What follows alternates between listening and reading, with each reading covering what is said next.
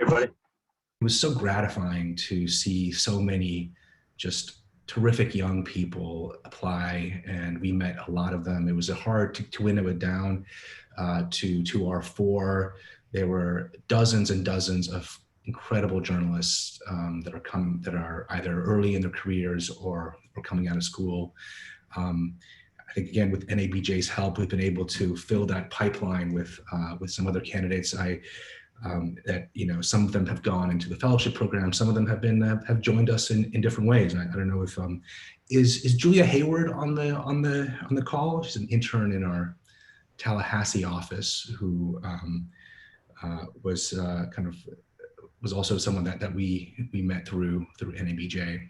Julia, if you're here, just wave hi and say something so you pop up on the speaker screen. She's actually been sick the last few days. Okay. Tell her that you spoke highly of her. Okay, good. So without any further ado, I do want to introduce our cohort, some of whom you've already met and some of you have not. There are four, and let me start. And I'm gonna put them on the spot, so they perhaps should really fill in details, but I'll just sort of sketch out a little bit about them. So Jonathan Custodio, whom I saw here on the call. Jonathan, you want to say wave hi? And say something so you appear. Hey everyone. Good. So Jonathan is no stranger, especially to our New York office. He is an intern in our New York office, and he works with the playbook team up there. He is going to be joining the program formally in June. Jonathan is from the Bronx, if I remember from our conversation, and has worked with ProPublica's Electionland and documented New York. He is a very proud New Yorker.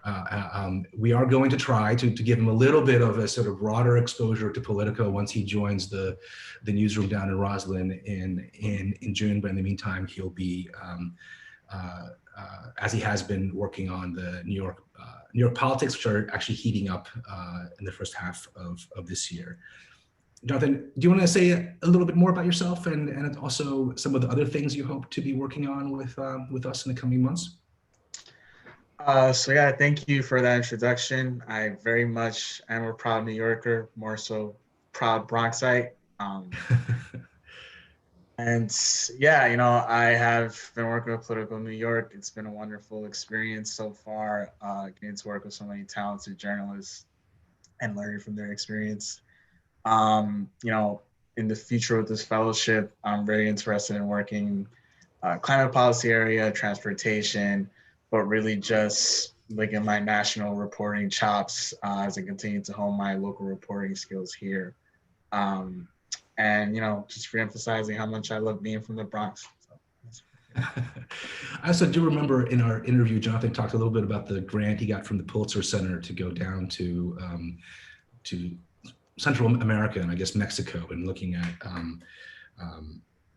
sort of Afro-Mexican struggle for politico-social and cultural rights. And you are bilingual, right? Too. Is that? Yes. I'm Dominican. I speak Spanish, and yeah, I got a grant from the Pulitzer Center in 2019 to cover the Afro-Mexican community and their resilience, just really being recognized. They've slowly been gaining more attention over the past few decades, and they got recognized officially in their constitution a couple of years ago. So yeah, that was a great experience. I loved doing the international reporting, and I definitely will never forget it. Terrific. Let me next turn to Anna Kambampati, who has joined us in January and started on the breaking news desk. She is one of many people from upstate New York who are at Politico. We have a very strong contingent from that part of the country. And I think I saw you too, but do you want to just wave hello? Yes, hi everyone. So Anna had come to us from Time Magazine, where she broke the story about Justin Trudeau sort of brownface incident last year that got a lot of attention. Was it last year or the year before? It was 2019, September. 2019. Okay, that's right. And she had studied the hard sciences at Cornell, which is really a double whammy, and was an information science major, and had gone into, I guess you started off in journalism on the interactive and development teams at CNBC and the New York Times, and have now it sounds like you can straddle both the words and the data, which I know Ali Manzano and Lily Mihalik, who are I'm sure here too, are very excited about. Tell us a bit more about sort of what you want to focus on in the coming months here with us.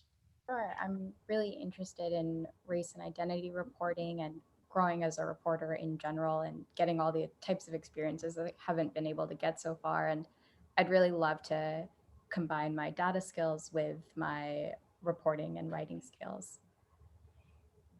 Terrific. So Anna, and you've been on Breaking News, obviously, and you'll be joining. I don't know which team you'll be joining. Have we sorted that out with Robin? Yeah. That is soon enough, Matt. Okay, sorry. Jump the gun, man. Okay, good. Working it out. Now we have Marissa Martinez. Is Marissa able to join us from? She's is also expanding our Chicago contingent here. Yes, she's on somewhere. Hi.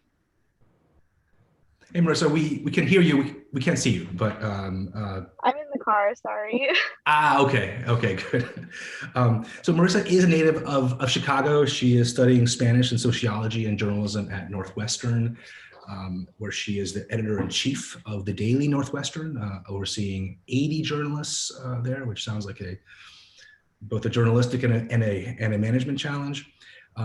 She speaks Spanish and has also studied Portuguese and Arabic, and she's a member of NABJ and NHJ. Marissa, do you want to say a little bit more, and also what you hope to focus on when you join us in June? Yeah, sure. Hi, everybody. I definitely am proud to rep the Midwest in the DMV, and I hope to be covering maybe things like related to healthcare, education while at Politico. And I'm, of course, really interested in all things related to race and ethnicity and the intersections between that and policy. So I'm really excited to be able to, delve more into that as it becomes, a wider talked about issue on the Hill. So yeah. Terrific. And our fourth fellow is Daniel Payne, who is from Western Tennessee and went to Ole Miss, where he was the editor-in-chief of the Daily Mississippian. He came to us. He was running the DeSoto Times Tribune, a paper in northern Mississippi. Daniel, I think I saw you too. Can you just wave to say hello? Hi everyone. So nice to meet all of you.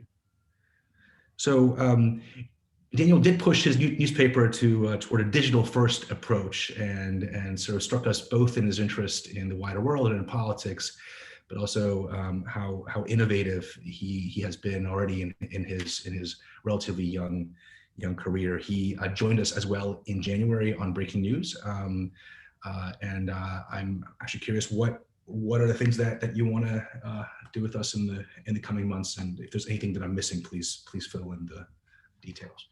Sure. No, I think you got it. I'm really interested in Southern politics and climate reporting, but even more than that, I'm very excited just to branch out and try lots of different things and meet lots of different reporters and editors and learn from the whole newsroom of Politico.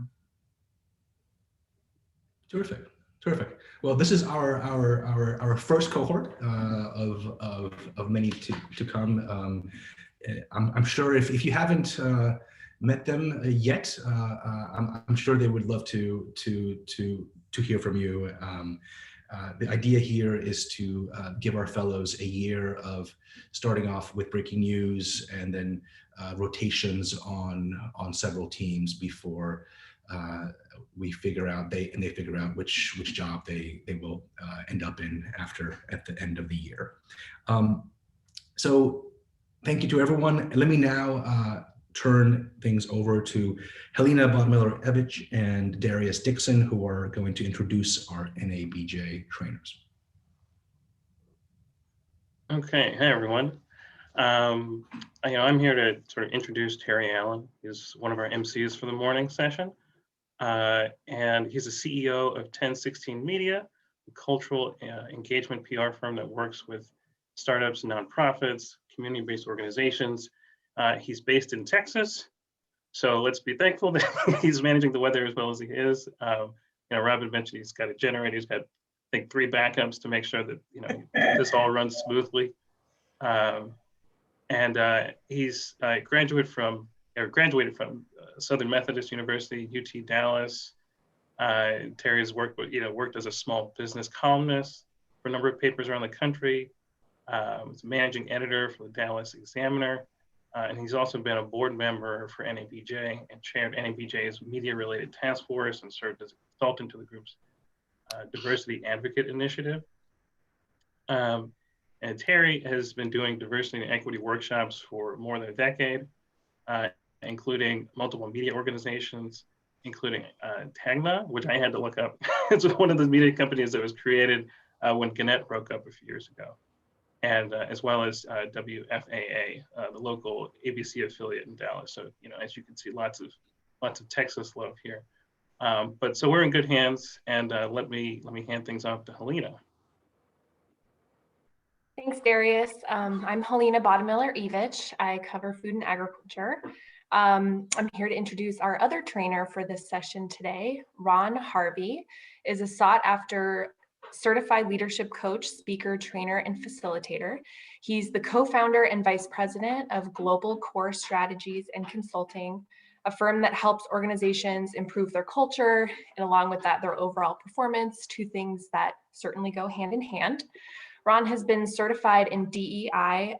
For those of you who are not familiar, that's the shorthand for diversity, equity, and inclusion, for more than 2 decades. He retired from the United States Army after 21 years of military service. He's a graduate of Trident University, where he earned an MBA. He also notched a leadership certification from Georgetown University and graduated from the Adaptive Leadership Program at Harvard. Ron is also a certified coach with the John Maxwell team and the International Coaching Federation. Thanks to you both for being here. We're going to kick it off to you, Terry and Ron, and we're so glad that you have made it despite Mother Nature throwing everything in the kitchen sink at you. So thank you. Oh, thank you for those great introductions. I don't know who you guys are talking about. I'm looking around for that person, but thank you. Thank you, Politico, for partnering with NABJ and our Diversity Academy. We designed this to tailor an experience. I heard people saying it was a workshop. I promise you that it is an experience. We want to get past the traditional engagement and all of the cookie cutter explanations of things and create an understanding that the power lies in the team from Politico.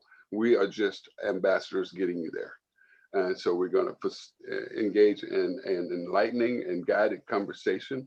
You guys are doing a fantastic job. I love the numbers of growth that you had in your diversity. An awesome, awesome imprint. You guys are probably going to help us start being diversity ambassadors with us. And so we're glad to be here. So I just want to do a wake up check over there. So I need you guys to tell me what city you're in the chat and how cold it is. Okay, so Texas is suffering from -5 degrees and we've never had anything below -22. I mean, under 22 degrees. And I think we're lucky. We are now with only about 586,000 people without power. It was 1.2 million. And I was one of them. So that's why I got the generator, so I could make sure Robin didn't get nervous that I didn't show up. So look at that. Okay, there you go, 28 degrees. Some of you are used to that. I love it.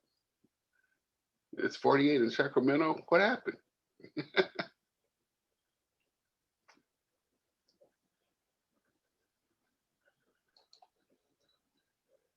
Oh, this is awesome. I love that.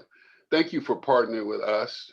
And I want to thank President Dorothy Tucker and our Executive Director, Drew Berry, for this exciting step. I look forward to the execution of this first diversity experience. And I want to remind you that You guys are the people that drive the train. We're just conductors. You guys are going to tell us where to go, and you're going to see how you create change by becoming engaging with the other. We're trying to create an experience, and that experience is going to start today. Now, before we get started, I wanted to show a video. And this video is one of, let me see if I can pull it up here. We're going to get that video ready, Nikki. But this is a video created by one of our news organizations that has participated in our video. Hold on for a minute there. Let's see. I don't think that's the one. That's the second one. All right, she'll get it right. So we'll put it up there. This video was created by one of our news organizations after participating in our diversity experience. They decided that they wanted to create a value statement within their company, which catapulted productivity, catapulted engagement, and it created more locker room conversation. So when we get that up, we'll get started on it. So we decided to title this workshop, this session, the experience is bringing your A game to the end game. And what we're excited about is that we all have great talent on this call. And what we're attempting to do is to make sure that the outcome is better. That's why I say you're bringing your A game, and we're going to come out with the great end game. So let me see if we can get that video started, and we'll get started. I love all the check-ins there. It's good to see all my NABJ family, and some of you are members of it, members of the chat. So let's see. Forgive me a minute. We got to see if the video will load. It may be a weather thing, but we will get it done. Hold on a minute. We had a lot of emails going back and forth preparing for this, and I think it may be caught up, so I'm going to pull it up myself. Sorry for the delay. All right, let's see if I can pull it up here myself. Let's see if we got it.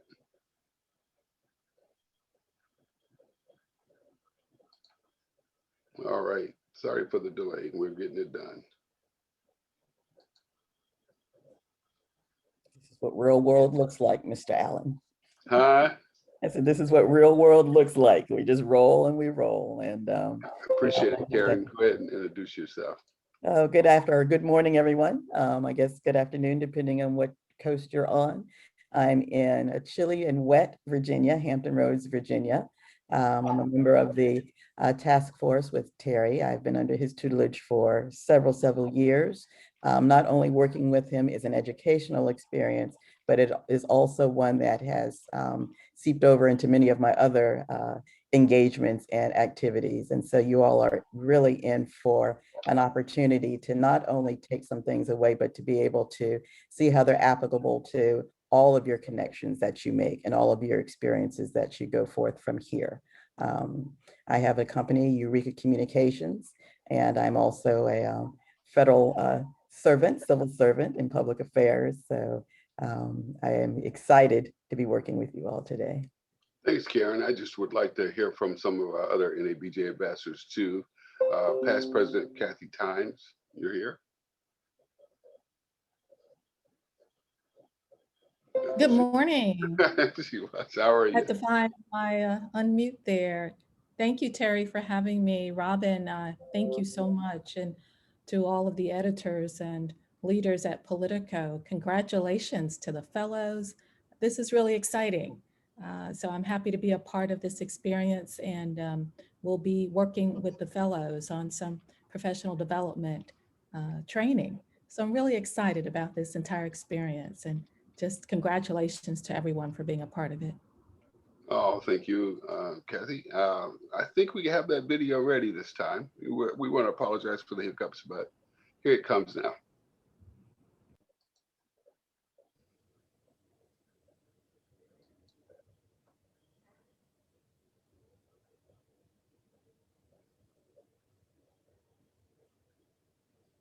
Can you guys hear that? I can't hear anything, unfortunately. No, yeah. Not yet, Terry.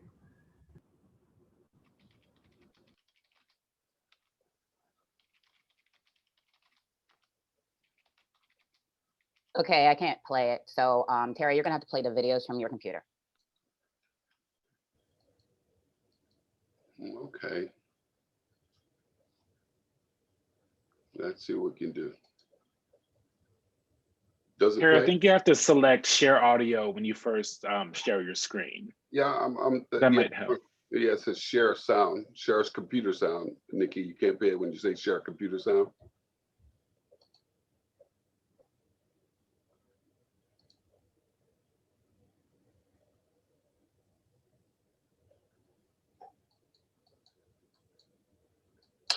Not working? Yeah, I'm sorry, I'm unable. Somebody else will have to do this, I'm sorry.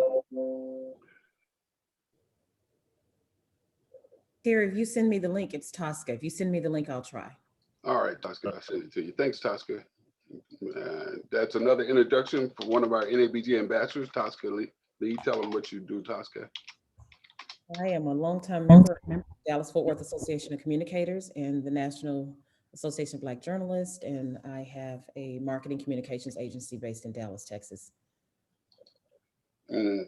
Tasha focuses in the faith industry, which is always a great challenge when we were doing with our workshops for NABJ. All right, Tasha, I sent you the link. Let's see if we can get this. It's important that we show this, but if not, we'll move forward. Hey, Terry, this is Ron. Can you see my screen? Yeah. Okay, let me see if I can push it for you. Perfect.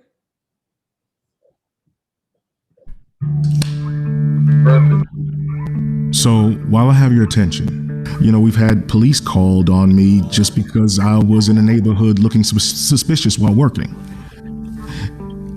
I sit here and I kind of laugh at that because you're just out doing your job and people see you as a threat just because of how you look.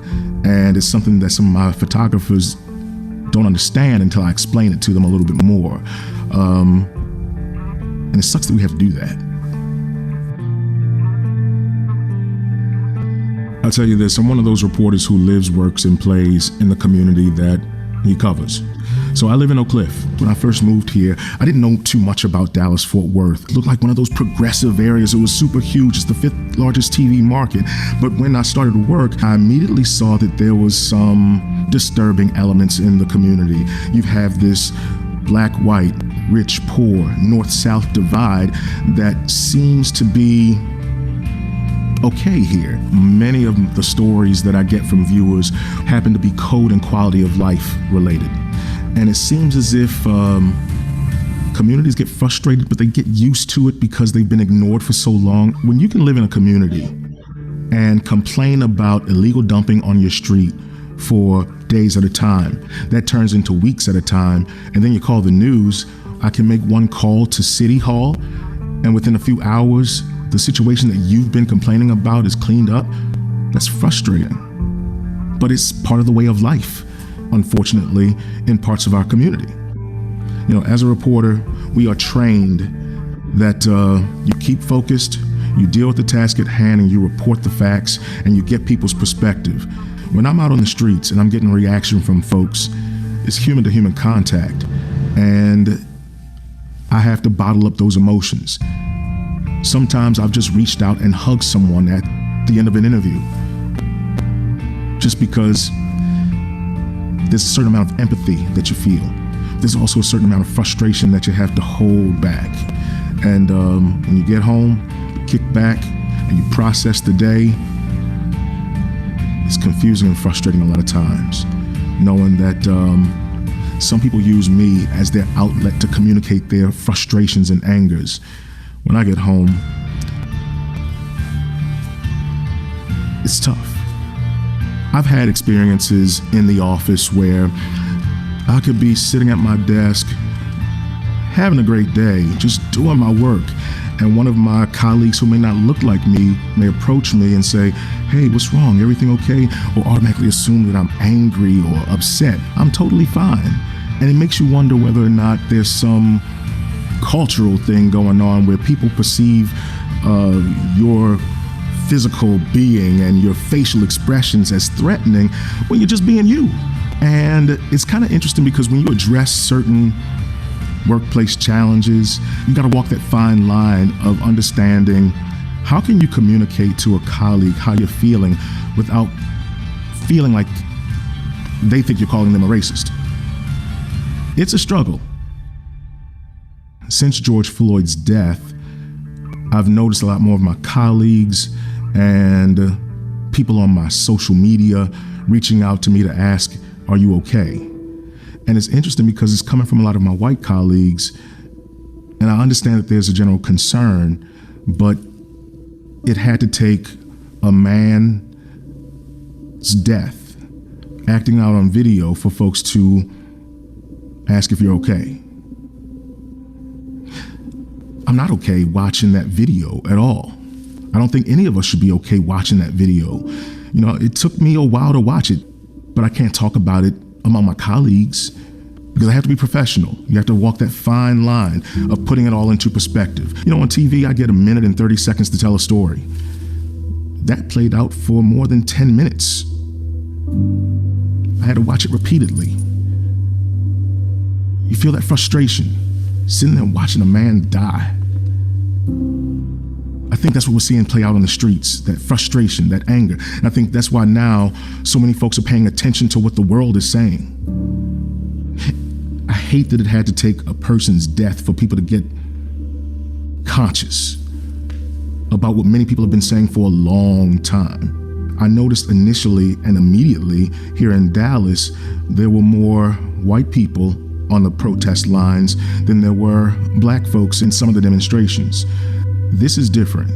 People are watching, lawmakers are listening, local elected officials are listening, and we're seeing some changes come because of the reaction that we're seeing out on the streets.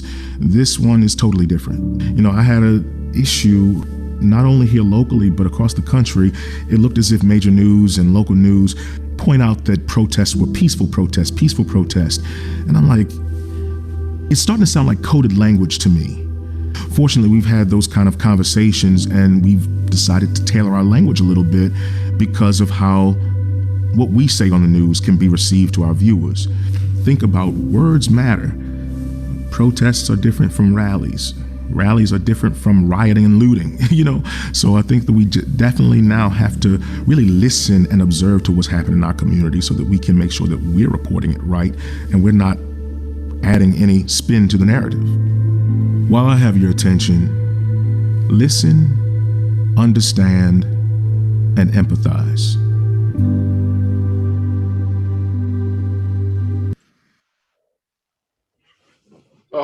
I like that thing. And that was part of the development of their internal value statement and the work they would do after they participated in our diversity experience that we're doing right now.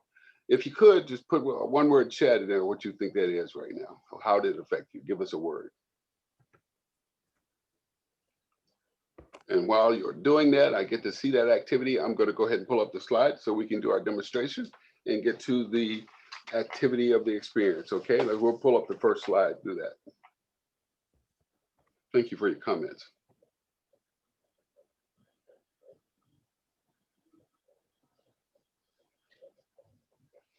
All right, you see here where we say, bringing your A game to your end game. And so basically we're just talking what I said earlier, is that you guys are already the best of the best.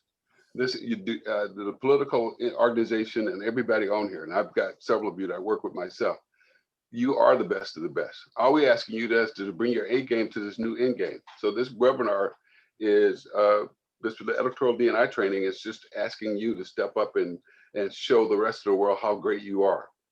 An NABJ member and a colleague of mine, Soledad O'Brien, she wrote in July 4th an opinion piece. She said, the thin ranks of people of color in American newsrooms have often meant us and them reporting, where everyone from architecture critics to real estate writers, from entertainment reporters to sports anchors talk about the world as if the people listening or reading their work are exclusively white, and there are no stories that say where we're coming from. Let's go. Let's talk about our journey, our task today. We'll go to the next slide. We're building a community of diversity, inclusion, and equity. I'm going to give you my my definition of what that means. Diversity means I see you. Inclusion means I hear you. And equity means I give you the same power I have. Equity is our weakest link. And that's why we want to use you powerful members of Politico to make sure we can show how we can change the landscape and let it be a true representation of what we are. So we're glad you joined us today. At the end of today's session, we're confident that you will have what it takes to impact your organization successfully and create a more inclusive environment. Now, I'm excited that we have your voices to create change. We want to provide a landing space where you can bring your rich, powerful experiences to create an outstanding outcome. That's why we came up with the title, Bringing Your A Game to Your End Game. In the recent months, journalists have used social media and advocacy organizations to share their experiences with overt and covert racism. Research studies have revealed that there are a clear message, whether you're a hyperlocal brand or a global outlet, that our industry has a race issue, not just in reporting and storytelling, but also within our infrastructures. So let me go and see here's today's task. Today we will hope that we develop these understanding. Understand the subtle ways that bias occurs in the system, identify how to increase inclusion to impact how we report news, create a space that allows the conversation to take place, and develop a strategy to consistently live up to our potential. And I say it's potential, but I say live up to our greatness. Next slide. Let's talk about unconscious bias. The only reason I want to do this first is that when you get into those breakouts and you guys start exchanging what you're doing, you're going to have a way to label what's going on. And we'll go to the next slide. Now, you guys, I'm preaching to the choir, and I'm just grateful for the conversation. We have the biases in the workplace, affinity bias. Affinity bias is known as a similarity bias. It's the tendency people have to connect with others who share interests and experiences and backgrounds. I'll give an example. I have a very good friend at work. He's a Harvard graduate. And when we go out, I meet most of all of his Harvard alumni. And he says, there's no other world but my Harvard people. Confirmation bias is the inclination to draw conclusions about a situation or person based on your personal desires, beliefs, and prejudices rather than on unbiased merit. To take it out of the newsroom and put it in real life, I've seen women clutch their purse when they get on an elevator with me. And I know it has nothing to do with me, but that comes from their personal desires and beliefs, and they are stuck in that bias. The attribution bias is a phenomenon where you try to make sense or judge person's behavior based on prior observation. We call it the preconceived notion. You know, I've seen that when we were reporting Katrina. I saw two families, a Black family getting food out of a store, and they were called thugs and thieves. I saw a white family getting food out of the store, and they were called the downtrodden, and they're trying to help themselves and trying to feed their family. So when media organizations fail to address unconscious bias and a lack of direction in the newsroom, the standard reporting suffers, particularly in their ability to tell stories about targeted groups. When you tell a story as a journalist, you take out some aspects over others, and there's a certain bias when the newsrooms aren't as diverse as the societies that they serve. Next slide.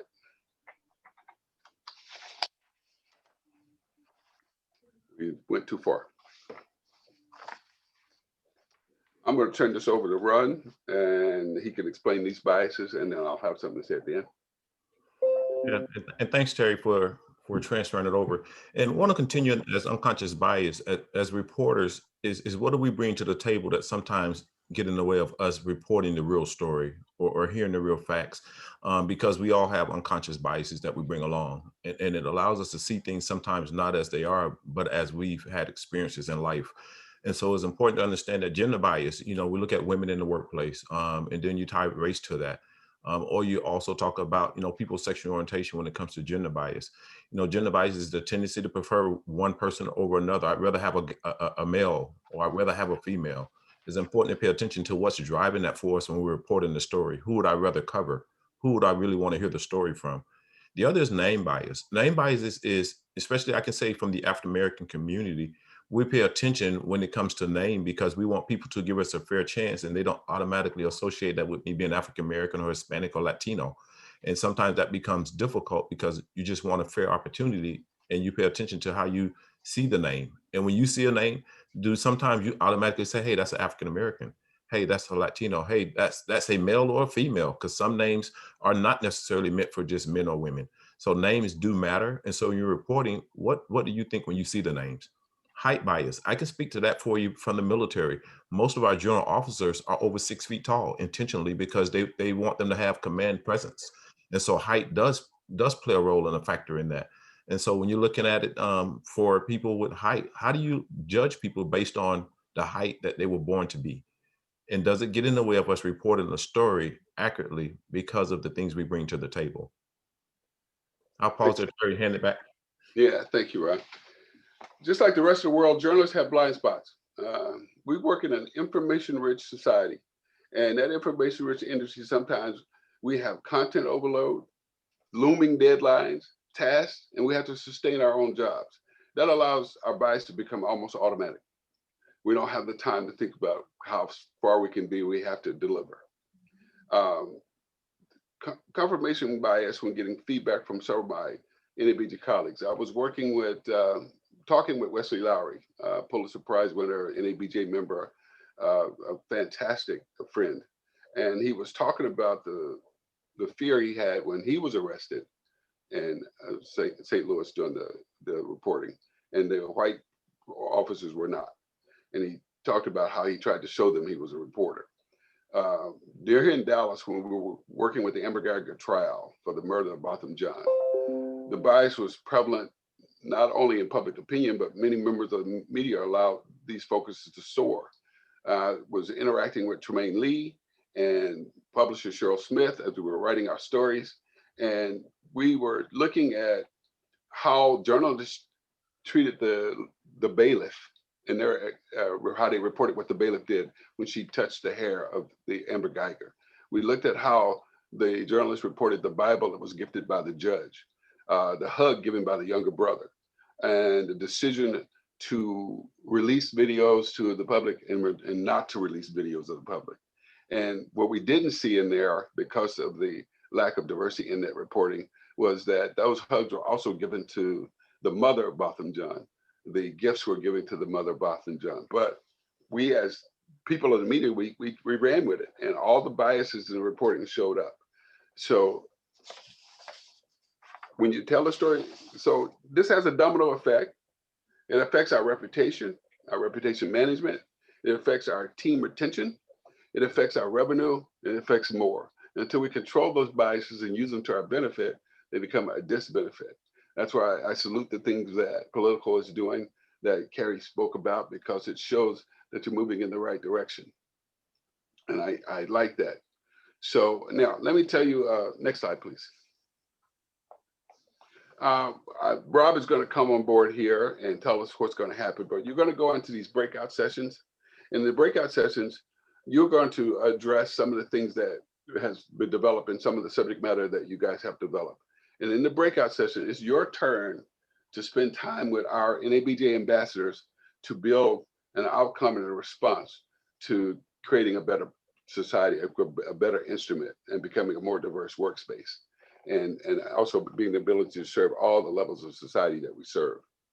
So is Charlene there? How are we doing on the breakout? Let me explain something to you guys. We have to take all of you that have signed in and assign you to a room. It is a task.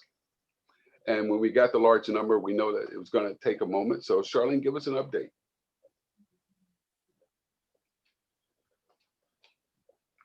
Are you able to give us an update, Charlene? Yes, Terry, I am good. Thank you. We can proceed with Rob. Okay, Rob, I'd like to introduce one of my dearest friends and partners that helped us build that program you saw with the local ABC affiliate.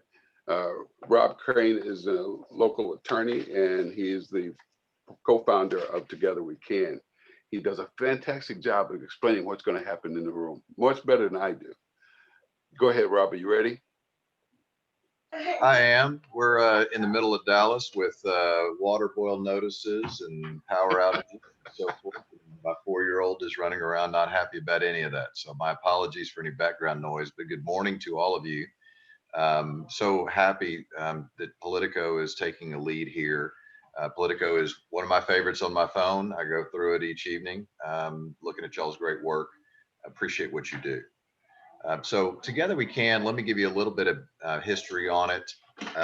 This is a program that was created back in 2016 following the murders of the 5 police officers in downtown Dallas. They were there protecting protesters to much of the inequality that we've been talking about this morning. And from that, Pastor Richie Butler, one of our wonderful leaders here in Dallas and senior minister at one of our largest predominantly African-American churches, and I got together, and we wanted to find a way for all of us to be able to have better discussions, have any discussions for that matter, in regards to race. And from that, we created Together We Dine. And prior to the pandemic, we would all meet at local meeting places, community gathering, whether it's faith fellowship halls or homes of faith, or I'm an attorney in Dallas. I'm a personal injury lawyer, and I was president of the Dallas Bar Association in 2017. And we would have several of these events at our headquarters here in Dallas. But the whole idea was to get people to talk about things that they don't talk about, and to do it in a setting in which we could be productive. So what this is this is a listening exercise, is what we're about to embark on. And you all, more than anybody else, know that in this country right now, we're using our right to speak quite often. We're not using our right to listen as much as we probably should, myself included. But this is based on listening. And what will happen is we will go into breakout rooms with our facilitators who have handled hundreds of these Together We Dine events. And once you're in your breakout room, your facilitators will pose a question to each person in the breakout room. And each person will get an opportunity to answer a question. And the key to this is it's listening. There's not to be any discussion while folks are answering questions. It is solely for you all to listen. Each one of you will get 2.5 minutes to answer your question. And then once each person has had an opportunity to answer a question, then the facilitator will take you back around the breakout room, and you will get an opportunity to talk about what you heard that struck you, something you agreed with that somebody said, something you disagreed with that somebody said, some experience somebody had that just blew you away, an experience that you might share in your past with that person. And the idea here is, through this listening and appreciating where people are coming from, is that we all think differently, and that's natural. We're human beings. We all have different parents. We come from different communities that have different demographics. We have different mentors and influencers in our life. We've read different books, movies, all of these things which go in, which create not only our perspectives, but also our biases that Terry was mentioning. So we all have different ideas on how to get from point A to point B. But the idea is that we listen to each other long enough, we'll realize that more often than not, we're trying to get to the same place, that point B.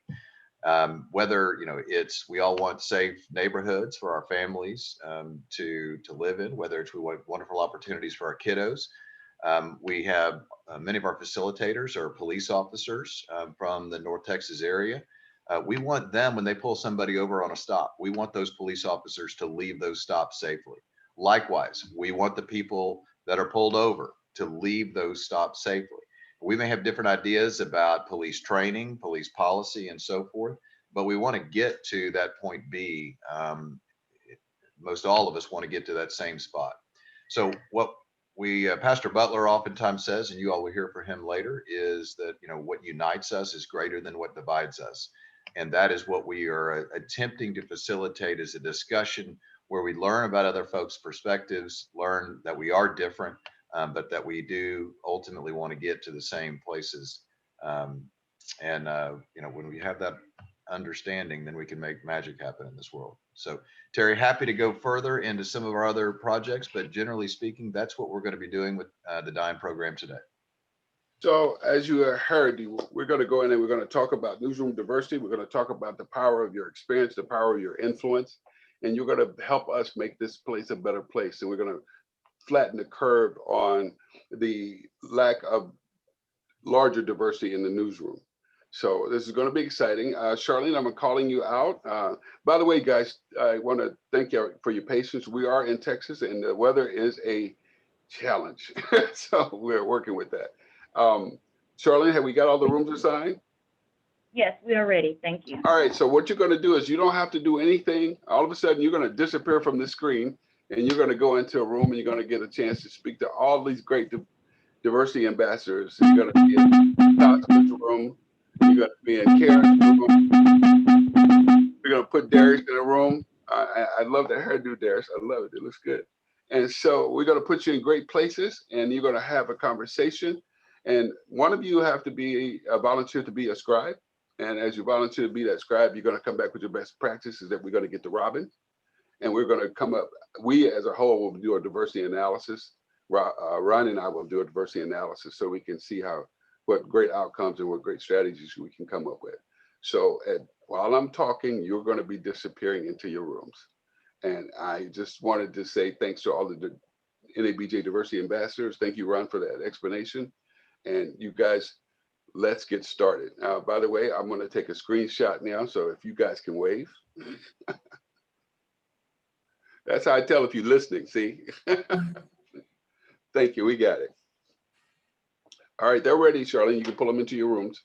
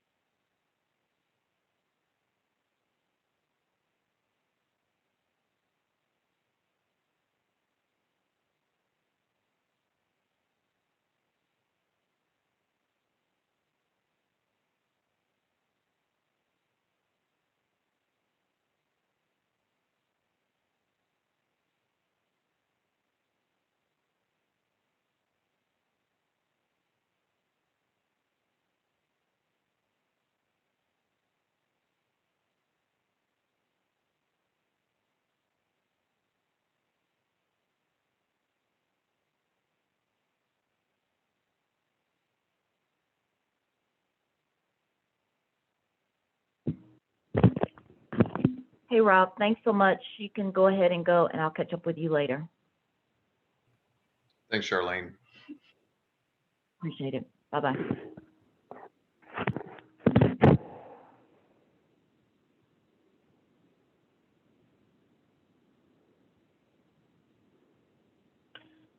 Hey, Nikki, you're not going to move. I see you have two screens, so you'll stay here, but you're welcome to catch up on stuff for a while.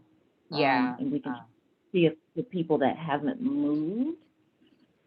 So technically you and I are the only ones here. Okay, so Steve, we're waiting for him to move. He has not accepted. Okay.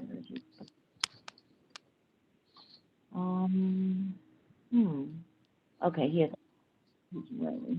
Okay, let's see what's going on here.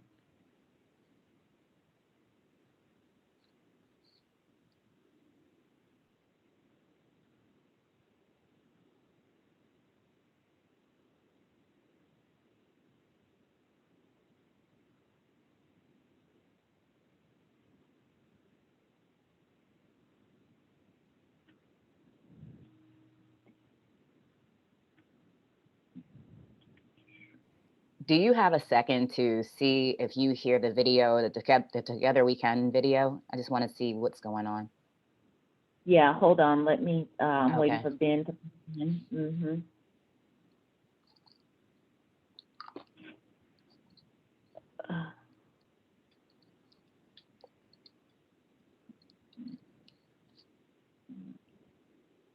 Ben, can you hear?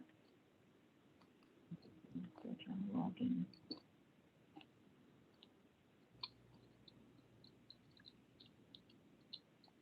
Okay, Steve is supposed to go to 17. Send him a chat.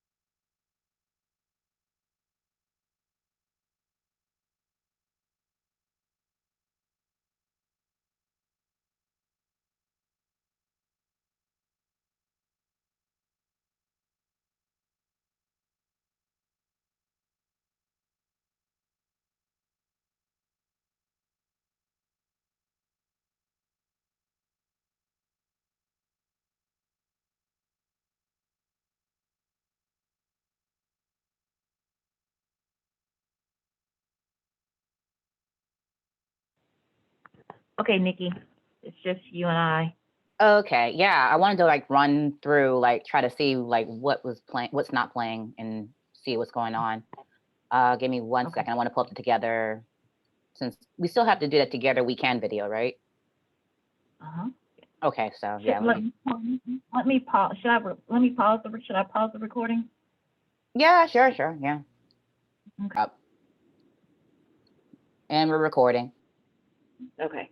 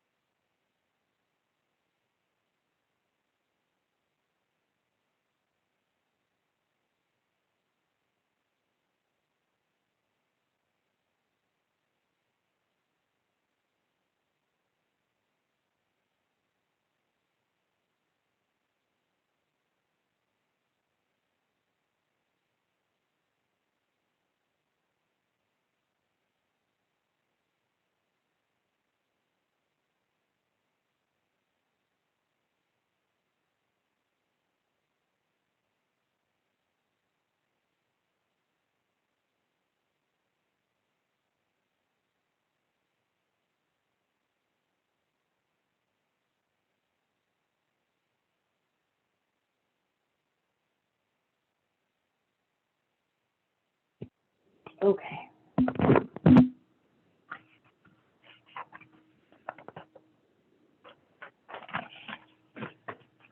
hang in there, Miss Nikki. Looks like we just have a few minutes to go. Yeah, did you see that we have a hard out at 12:15 Eastern, 11:15 your time? Yeah. Yeah. So, okay. Yeah, we're still recording, but yeah. Okay, awesome. Okay.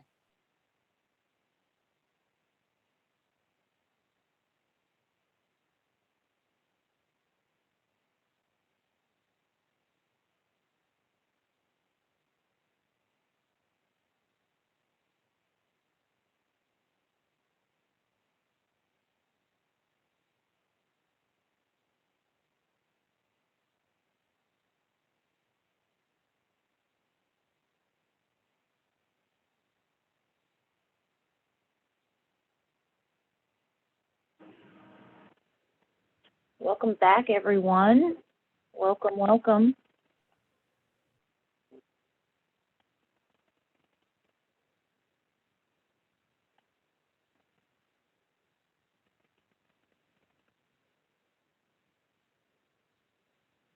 Welcome back. We'll have a full general session in about 70 seconds.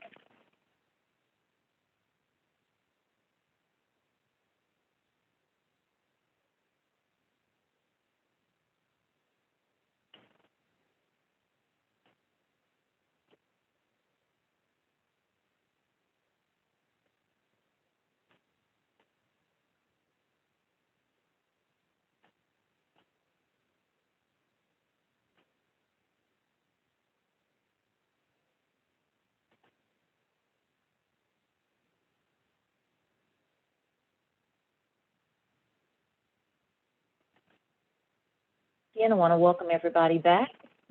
We'll have full quorum here in about 30 seconds.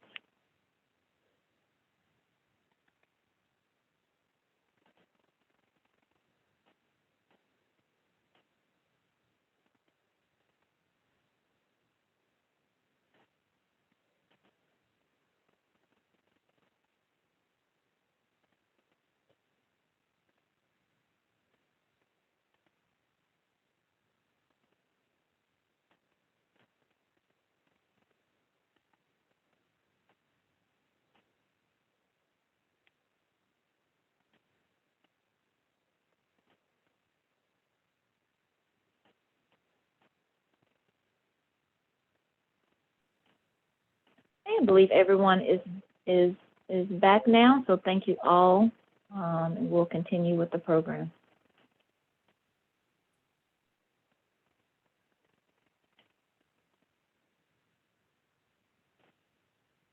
If you care to add any comments about your group experience or thank your facilitator, please feel free to do so in the chat. Thank you, guys. I hope that you guys can put in the chat and put a one-word comment about your experience and how on fire we were. I am going to do a couple of call outs here. Is Carrie still here? Here. Hi, Carrie. Could you share your experience with your room for us, please? Sure. I'm put on the spot, but that's good. No, it was very good, right? Like these are very, questions that I think elicited some personal answers, right? Questions about how have you felt in this publication? When have you felt like you were othered? What have you brought? And so like I learned about my own colleagues and their experiences. And, we also tackled ways to, do better here and be better. And that was, very productive. I don't know exactly what you want me to sort of read out here. Oh, no, you're good. You're good. Anything you say, it's just not, there's no script. There's no script. Good. Yeah, no, I mean, I think just having these conversations where we can be open and bring our full selves to the conversations is always a valuable experience. So I would say that's how I would sum up my session. Thank you, Carrie. I guess I would be remiss if I didn't hear from the best room in there. So Clea, how was your room? And who was in your room? I've already claimed the best room. Yes, well, so Terry, Terry Allen, once again, even though you're in charge, you're wrong. It was room 11. Our room was the best. Terry asked me to say that, but it was actually also true. No, like Carrie's group, I mean, I think we had a very honest conversation, and it was, it was great to talk about uncomfortable subjects, but get to a place where I think we felt comfortable discussing them. I think the biggest, what Medina Toure, who is not with us because she's now covering Bill de Blasio, actually said the thing that kind of resonated most with us. She was just talking about how, like, even within diversity, there's a lot of diversity, and suggested that for example, coverage of immigration needs to take into perspective all of the different types of immigrants that there are, and like you just have to have like the maximum number of perspectives possible on everything. I think our main takeaway is that that's why we need to continue this trajectory of diversifying the staff of the newsroom at all levels, so that we have people making decisions who can just bring lots of different perspectives to it. Thank you, Cleo. I did send you a payment to your Cash App. We got you. Just kidding. All right, so is Darius here? I am. All right, Darius, give us some feedback. How'd it go in your group?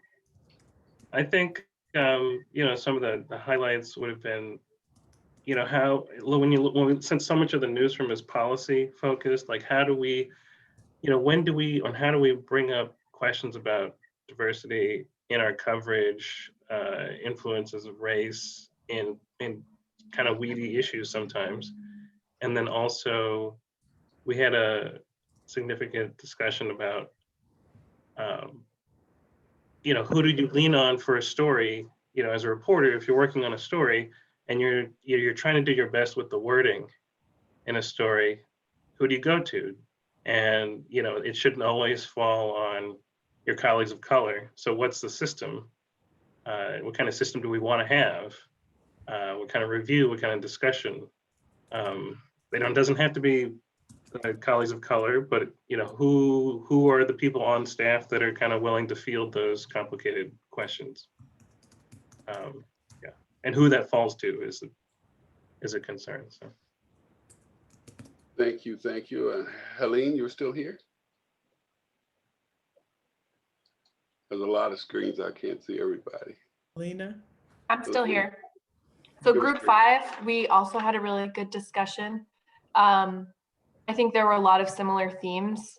One big one was, when reporters or editors have questions about, wording or tone or framing, not burdening all of the work on just like picking a random reporter or editor of color to go to and ask, and having that be like a more systemic process. But I think there was a real general appreciation in our group about even having this conversation. We've been at Politico a long time and we've never had a conversation like this with so many people in the newsroom. So I think there was a sense that this is a good step. Thank you. And one last person, I have to lean on one of my colleagues and longtime ride or die friends, John Yearwood. Are you there, John? Hey, Terry, how are you? How are you? We were in group 4 with led by Sergeant West, did a great job. I just want to just pick up on, I think, 2 things that that others have said. One was, and I think one of our room members made the point, I think it was Dave, that when you have questions, if you're writing about or editing stories about race, it's okay to find a staffer to run some things by, to get. Awesome.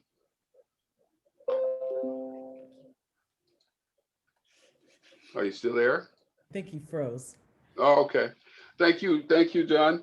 We're going to kind of cut this short so that we can bring a synopsis here. But Ron's going to come on and he's going to talk about a particular page on the presentation that we have, and that's on his page would be page number 2 and the presentation, and the rest we'll do later. We're going to do a great diversity analysis. You guys have done a fantastic job, and this is going to be amazing what we have to do.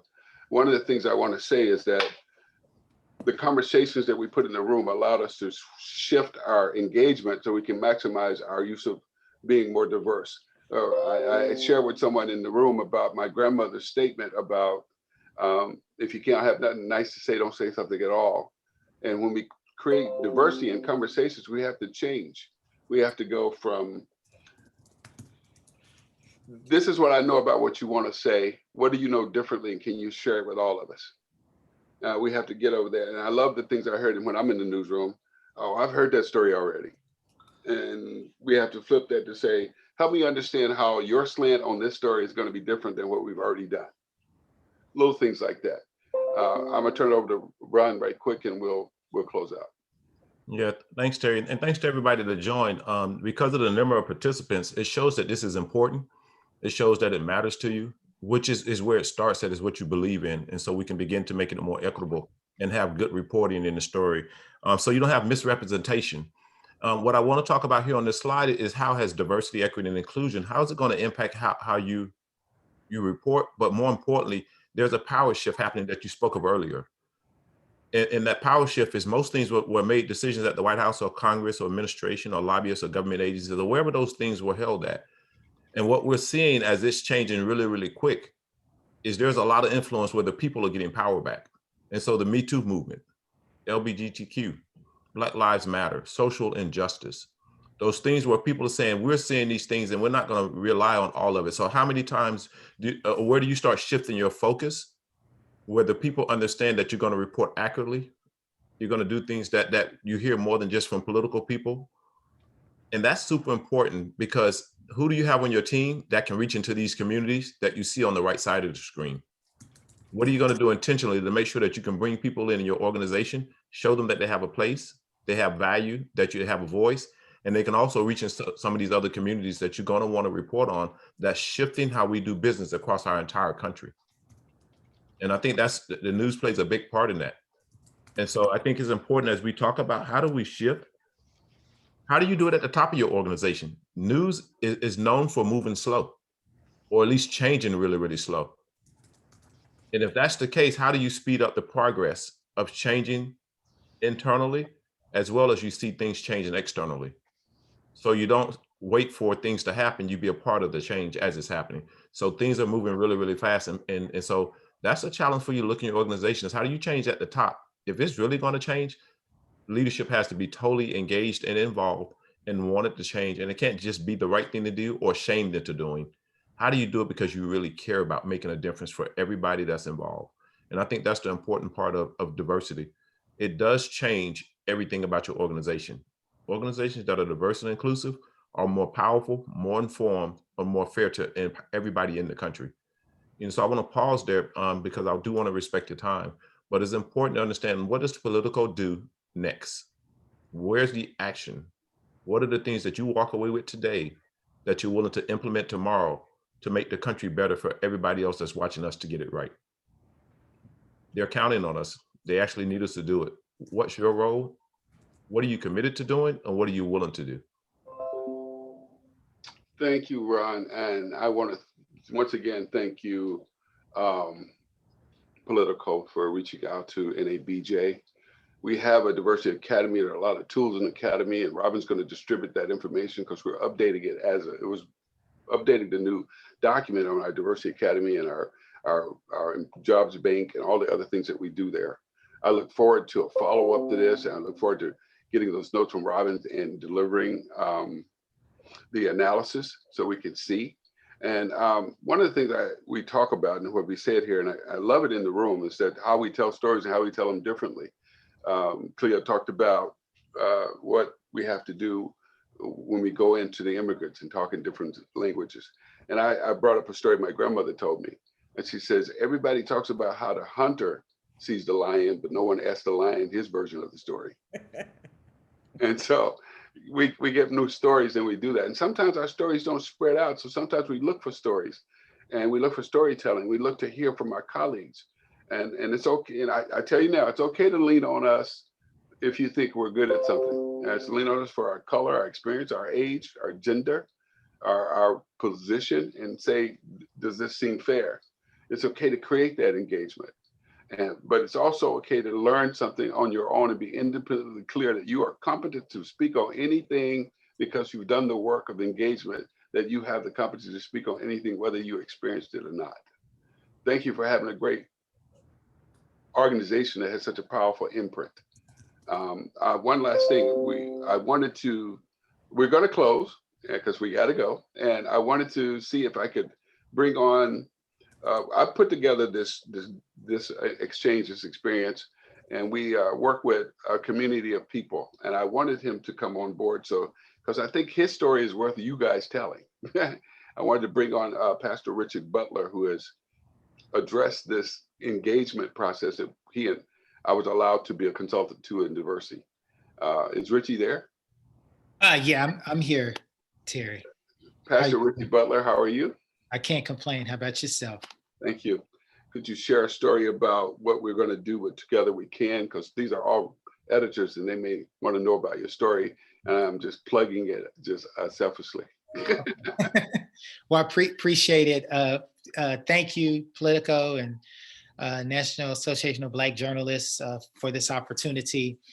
Just real quick, Project Unity, when George Floyd was murdered, if you're an African American, you probably got a call from your white friend or colleague asking the question, what can I do? And so in response to that question, and we have a series of programs which you just participated in with our Together We Dine program, but so we decided to launch into Together We Can. And Together We Can is immediate, intermediary, and also long-term response to that question, what can I do?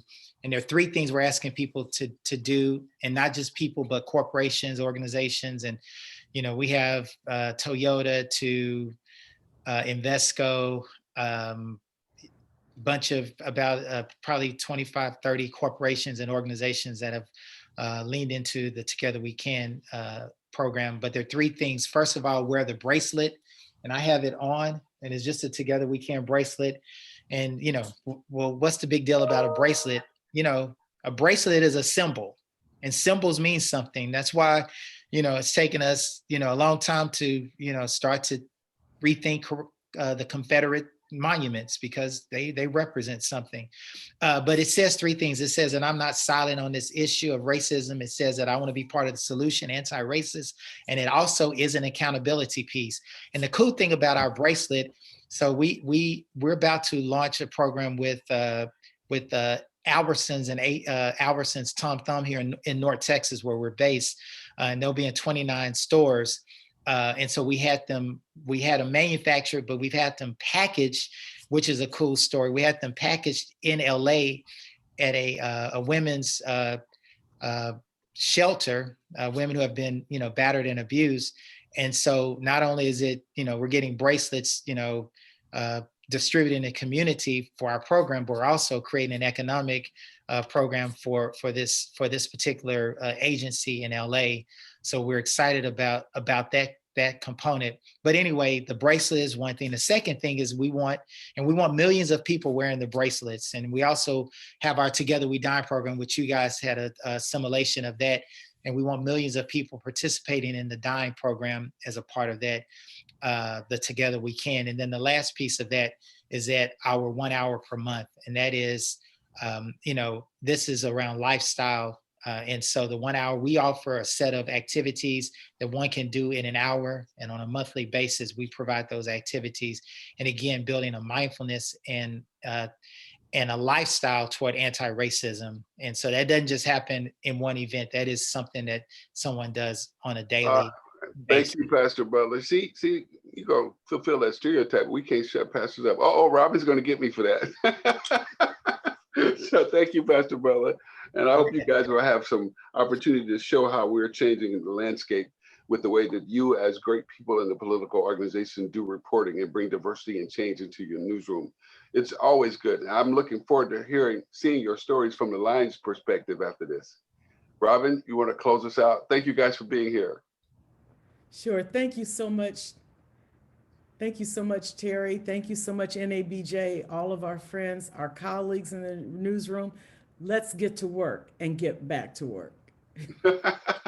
Thank you guys for coming here, and we will be getting those notes and doing a diversity analysis. So let's keep this momentum going. Let's go ahead and change America one conversation at a time. Thank you. Bye-bye.